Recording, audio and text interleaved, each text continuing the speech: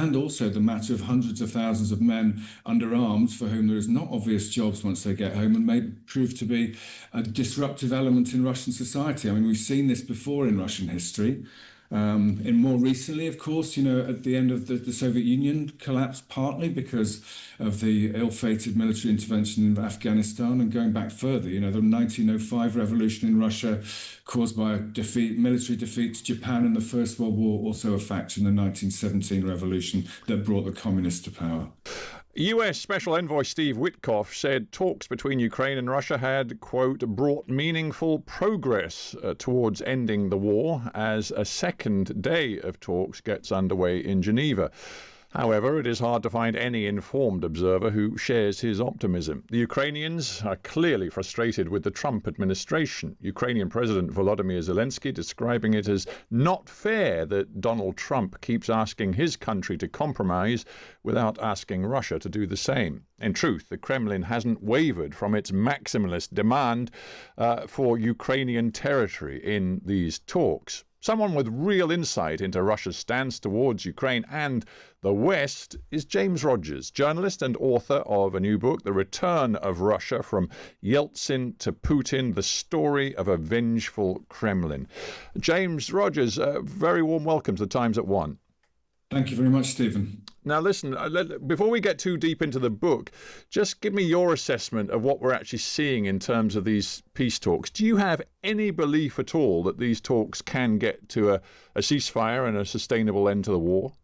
Not in their current stage, Stephen, I'm afraid, no. And I think there is will on both sides. There is a desire on both sides to try to end the bloodshed, but the terms upon which they could both agree are completely elusive at the moment, mainly because of the question of territory. In effect, Ukraine is being asked to give up territory which it has held onto at great cost in blood and treasure over the last 4 years, simply for the sake of a peace deal. And this is something that's not going to fly. And as you pointed out in your introduction, Russia has done really nothing to reduce its maximalist demands. Part of the problem that Vladimir Putin has got is that the territory that's at stake, that's at dispute here, he has formally annexed into Russia. So Russia claims that as part of the Russian Federation while not actually holding it with their troops. Your book is obviously the product of many years spent watching and assessing Vladimir Putin very closely. Do you think he believes he is winning this war? I mean, we see signs of severe strain on Russia. They're losing horrific numbers of personnel on the front line, and their economy is under real strain. But do you think Putin still hangs on to this idea he's winning? I think he does. I mean, it's instructive to remember, Stephen, as well, almost 4 years after the escalation of the war, that this was supposed to be over in a matter of days. I mean, you might remember those stories of Russian soldiers apparently having dress uniforms in their rucksacks when they invaded Ukraine because they were so certain they were going to be having a victory parade just a few days later. I think though, as time has gone on, Putin continues to believe that things are going his way, albeit slowly. And I also think that it's very difficult for him to change course at the moment. You mentioned the difficulties with the Russian economy. It's also true to say the economy is on a war footing. And so once that part of that driver of the economy goes, then there'll be some really serious problems could come home to roost. And also the matter of hundreds of thousands of men under arms for whom there is not obvious jobs once they get home and may prove to be a disruptive element in Russian society. I mean, we've seen this before in Russian history. In more recently, of course, at the end of the Soviet Union collapsed partly because of the ill-fated military intervention in Afghanistan, and going back further, the 1905 revolution in Russia caused by a military defeat to Japan in the First World War, also a factor in the 1917 revolution that brought the communists to power. Let's get to the heart of your sort of case in the book then, this evolution of Russia from the early 90s to now, because you characterize initial post-Cold War hopes and some optimism in Russia, and then this turn into anger, a deep resentment, a sense of humiliation, and that Russia has to sort of fight back. How do you explain it? Was there a key turning point for you?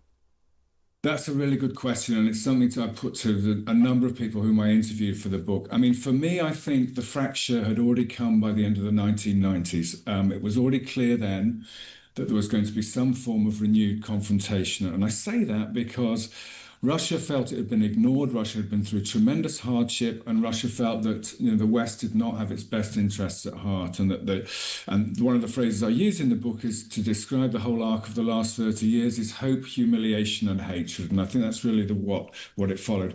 Interestingly, though, to that question, Jonathan Powell, who is now, of course, National Security Advisor, but who was Tony Blair's Chief of Staff for the entirety of his time as Prime Minister, he was very clear to me. He said, actually, what broke the relationship between Britain and Russia was the Iraq War. And he said that because, Russia felt its interests were being ignored. It had extensive business and indeed, a long-term alliance with Saddam Hussein going back to the time of the Soviet Union. Fiona Hill, as well, in an interview, pointed out to me that, she was presidential advisor on Russia to Barack Obama and President Trump in his first term.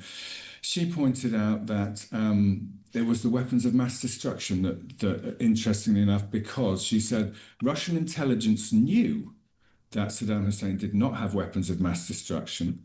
They assumed that the CIA and other agencies knew the same and were acting therefore in bad faith. And that it was about regime change.